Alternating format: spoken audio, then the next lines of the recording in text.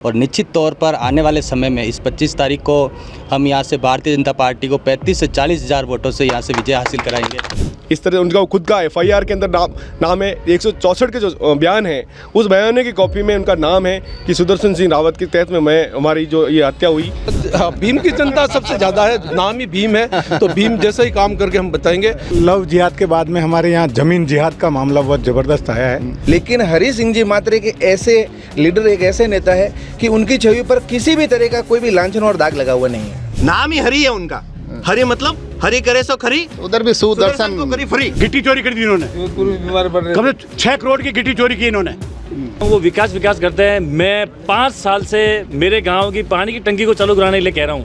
1000 बार ज्ञापन दे चुका, 1000 बार उनको तीनों बाप बेटों को बोल दिया मैंने कहा मेरे गांव की पानी की टंकी चालू कराओ, वो करो, ये करो। बिल्कुल इतना सा एक ईंट भी नहीं लगेगी मेरे गांव। श्री राम का भगत, तो मुझे क्या पकड़ेंगे? जो श्री राम के भगत है वो पकड़ भी नहीं पाएंगे।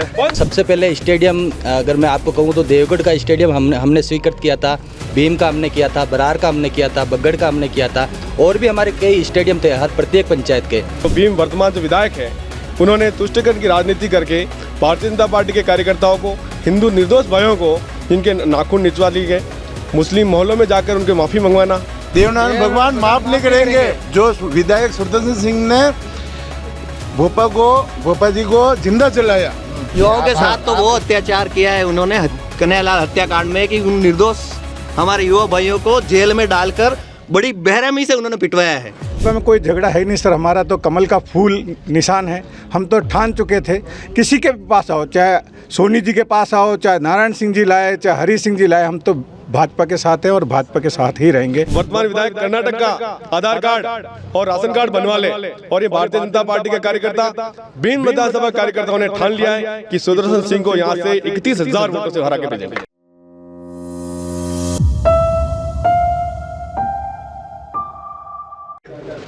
नमस्कार। राजस्थान की राजनीति में आज का दिन बड़ा ही निर्णायक रहा। तकरीबन सारी तस्वीर क्लियर होती दिखाई दे रही है, और उसमें भी जो सबसे ज़्यादा स्पष्टता नज़र आ रही है वो राजसमंद में अब भीम क्षेत्र में दिखाई दे रही है। राजनीति के घमासान के लिहाज से आज कांग्रेस का नामांकन था, तो भारतीय जनता पार्टी का भी चेहरा स्पष्ट हो गया है। एक लंबे समय से जो एक कन्फ्यूजन चला आ रहा था कि कौन चेहरा बनेगा, पहली सूची में नाम नहीं आया, दूसरी सूची में नाम नहीं आया, तो थोड़ी दिल की धड़कनें बढ़ रही थी। मगर आज कांग्रेस के नामांकन वाले दिन ही भारतीय जनता पार्टी की स्थिति भी बिल्कुल स्पष्ट हो गई है। हरी सिंह रावत को यहाँ एक बार पुनः चेहरा बनाया गया है। लगातार चौथी बार वो चुनाव लड़ने जा रहे हैं, माफ़ कीजिए 5 बार चुनाव लड़ने जा रहे हैं। 4 बार में से वो एक बार, पिछली बार उनके लिए परिणाम निराशाजनक रहे। उससे पहले जो भीम का इतिहास कहा जाता है उसमें हैट्रिक लगाने वाले वो चेहरा रहे हैं।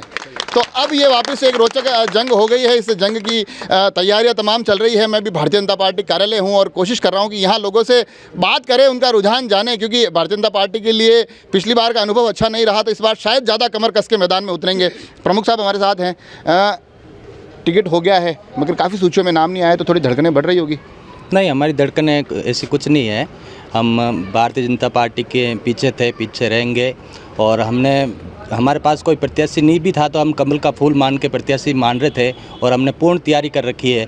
और निश्चित तौर पर आने वाले समय में इस 25 तारीख को हम यहाँ से भारतीय जनता पार्टी को 35 से 40 हज़ार वोटों से यहाँ से विजय हासिल कराएंगे। भारतीय जनता पार्टी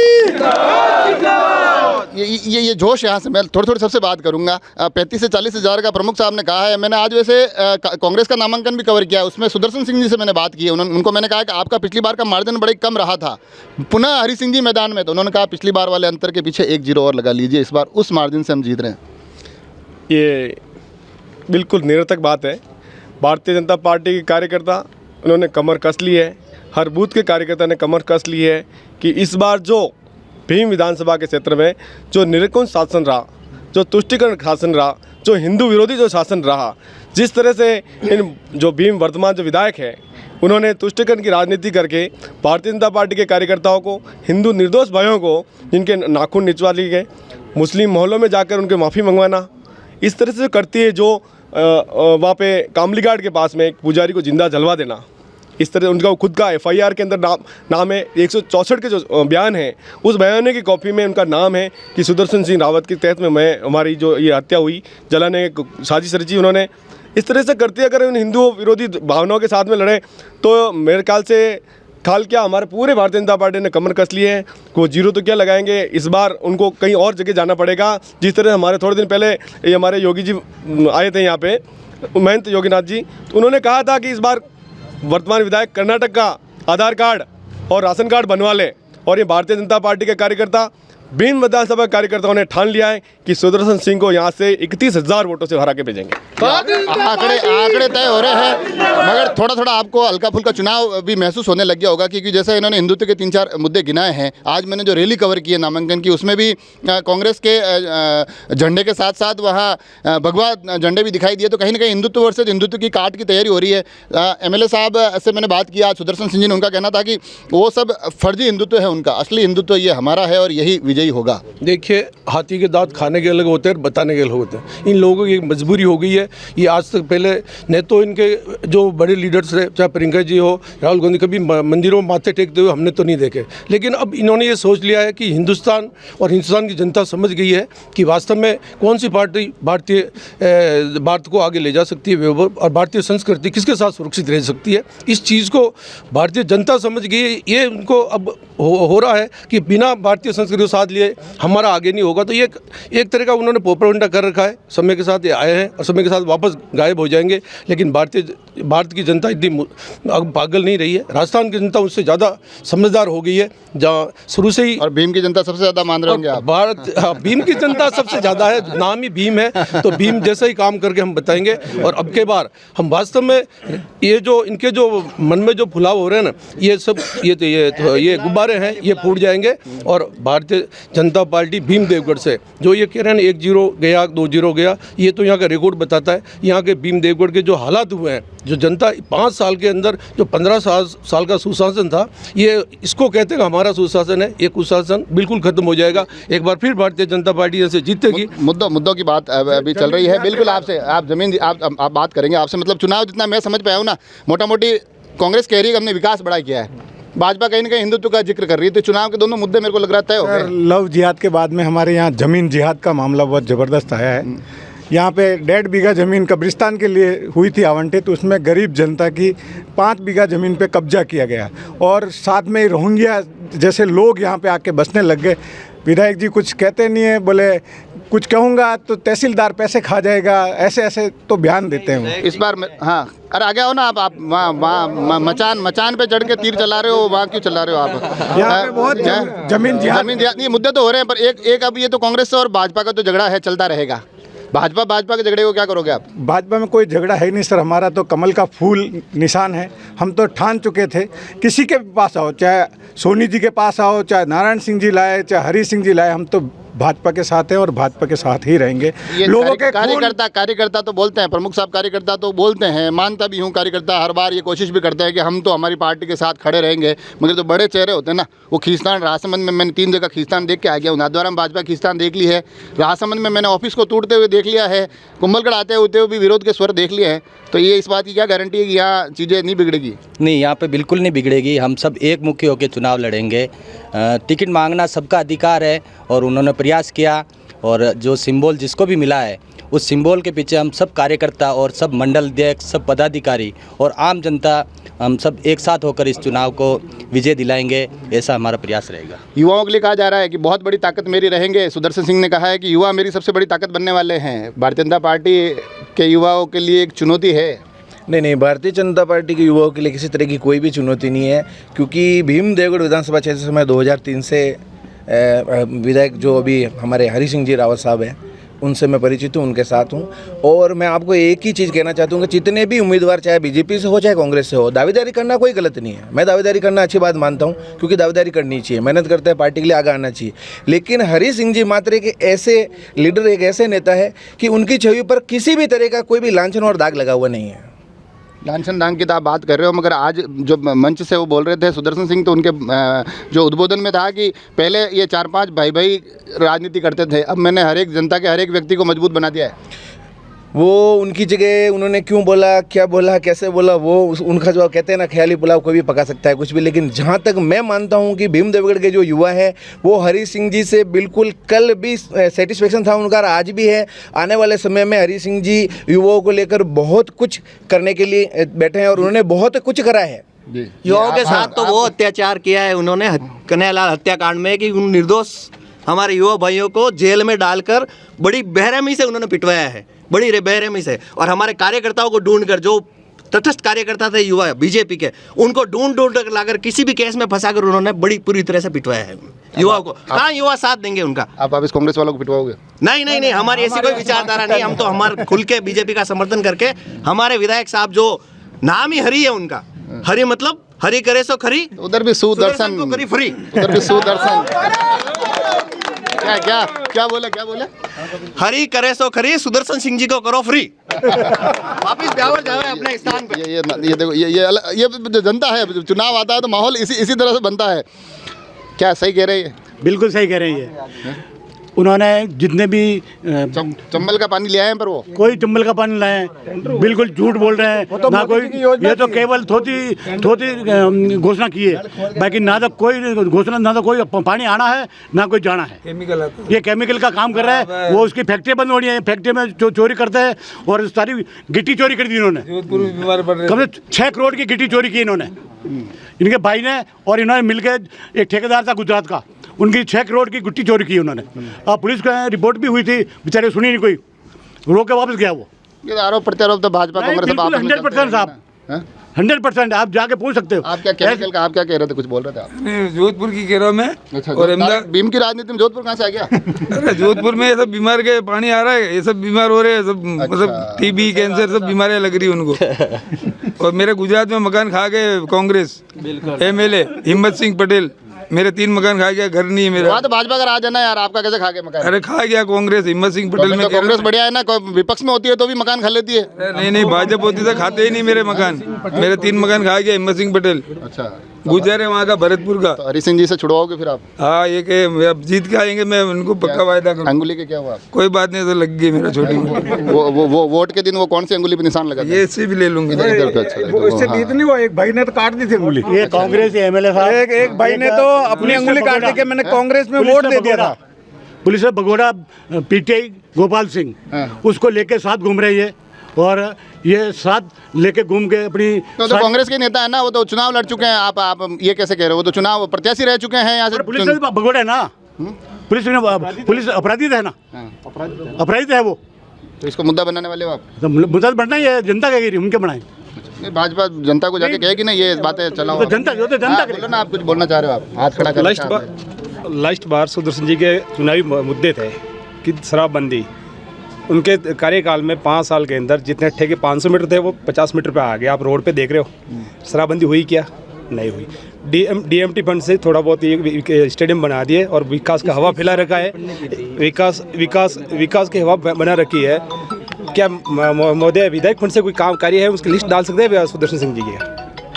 पर एक बात और बोलते हैं, ज़बरदस्त बात बोलते हैं आप। अब DMFT फंड का बताओ, उससे पहले एक सवाल ये पूछता हूँ। एक बात बड़ी कांग्रेस के आज मंच से चल रही थी कि मोदी का नाम क्यों लाते हो बीच में? नरेंद्र मोदी का क्या लेन देन है इस चुनाव से? मुख्यमंत्री थोड़ी बन रहे हो वो। तो भारतीय जनता पार्टी का शीर्ष नेतृत्व है, और उन्होंने आज जो भारतीय जनता पार्टी या पूरे विश्व के अंदर जो पहचान बनाई है मोदी जी ने, आज कांग्रेस खुद कहती है मोदी जी से मुकाबला नहीं कर सकता, हमारा तो केंद्र में नेता ही नहीं है। तो उस जो हमारा शीर्ष नेता था उसका नाम हम क्यों नहीं ले? जो व्यक्ति हमारे हिंदू राष्ट्र बनाने के लिए इतना भरसक प्रयास कर रहा है, जिस नेता के लिए जहाँ अमेरिका जैसे लोग वीजा नहीं देते, वहाँ के लोग उनको बोस करते हैं और उनके साइन और सिग्नेचर लेने के लिए लाइन में खड़े रहते थे, ऐसे व्यक्तित्व को अगर मिला है, ऐसे आध्यात्मिक व्यक्ति में मिला है, तो उसका क्या अनुसरण नहीं करेंगे हम? क्या मोदी जी ने हर गरीब, मुख्यमंत्री थोड़ी बन रहे हैं, मुख्यमंत्री बने हर गरीब तक जन धन की योजना लाना, इतनी सारी योजना लाना, उज्ज्वला योजना। चलो योजना एक बहुत बढ़िया चीज़ मेरे को याद आई। मैं अब इस पे आप 2-3 लोग बोल सकते हो। पहले वो सवाल पूछो उनसे, DMFT वाला आप जवाब दे दो, फिर आखिर में मैं वो सवाल पूछूंगा, फिर खत्म करेंगे। DMFT पे आप कुछ कह रहे? देखो, DMFT हमारे जो कार्यकाल था भाजपा सरकार का, उस समय ये लागू हुई थी, और उस समय जो DMFT का जो अध्यक्ष होता था वो जिला प्रमुख होता था, और मैं राजसमंद का इस DMFT फंड का अध्यक्ष था। उस समय हमने ये प्लानिंग हमने ही शुरुआत की थी और सबसे पहले स्टेडियम अगर मैं आपको कहूँ तो देवगढ़ का स्टेडियम हमने स्वीकृत किया था, भीम का हमने किया था, बरार का हमने किया था, बगड़ का हमने किया था, और भी हमारे कई स्टेडियम थे, हर प्रत्येक पंचायत के वो स्टेडियम थे, लेकिन किसी कारणवश सरकार नहीं बन पाई और इन्होंने उस जो प्लान पहले की प्लानिंग थी उसको वो तो प्रमुख साहब जो बनाएगा वही खाएगा। देखो नहीं वो कोई दिक्कत नहीं है, पर ये हमारी प्लानिंग थी और हमने ही ये युवाओं के लिए ये सोच आप DMFT कह रहे हैं। अब लास्ट सवाल में यूँ समझ लो कि आप में से जो जवाब देना चाहे वो बता देना। सवाल ये है, क्योंकि आपने मुद्दे गिनाए मोदी जी के, राम मंदिर की दिनांक घोषित हो गई है 22 जनवरी, उसका कुछ असर इन चुनावों में भी दिखाई देगा या क्या लगता है आपको? जरूर सर, दिखाई देगा। इनके लिए बहुत खून बहाया है, तो ये मौका मिला है और हम सबको देखने का मौका मिल रहा है। अच्छा। भगवान माफ नहीं करेंगे, देवनारायण भगवान माफ नहीं करेंगे। जो विधायक सुदर्शन सिंह ने भोपा जी को जिंदा जलाया इस जमीन के खातिर, इस मगरे के पहाड़ी इलाका है, इस पहाड़ी को खरीदने के लिए नहीं, कब्जा करने के लिए विधायक ने क्या किया, पेट्रोल डलाकर भोपा जी को जलाई दिया। देवनारायण भगवान कभी माफ नहीं करेगा इसको। इस विधायक को ब्यावर जाना है, तय है, हार तय है। पहले आप ये तो तय कर लो भेजना कहाँ है। ये कर्नाटक भेज रहे थे, आप ब्यावर भेज रहे हो। नहीं, आप ब्यावर भेज रहे हो, ये कर्नाटक भेज रहे हो, वो जगह सही तय नहीं हो रही ना। ऐसा नहीं हो कि भीम ही रह जावे। जहाँ कांग्रेस की राजनीति होगी ना सर, वहाँ पे इनको भेजेंगे हम। अच्छा, ऐसा है। कांग्रेस की कांग्रेस की सरकार जिंदाबाद राम मंदिर वाला वो इधर मंदिर वाला ये देखो, ये राम जी के नाम का कमाल देखो। ये जवाब दे रहे थे, उससे पहले इनके हाथ में चाय आ गई। मतलब असर तो है राम जी को, चाय आपकी रख दी उधर। राम मंदिर इनको बोले नहीं क्वेश्चन करिए वही वाला कि राम मंदिर का असर दिखेगा क्या? मंदिर के नाम पे है ना। सबसे पहले तो भीम विधानसभा क्षेत्र में आप जैसे मीडिया परिवार का हम हार्दिक स्वागत और अभिनंदन करते हैं। जिस तरह सबसे काम के आदमी के पास सबसे आखिर में आया हुआ, आपने स्वागत किया मेरा, बाकी किसी ने नहीं किया मेरा। 2000 की नोट लेट आती है।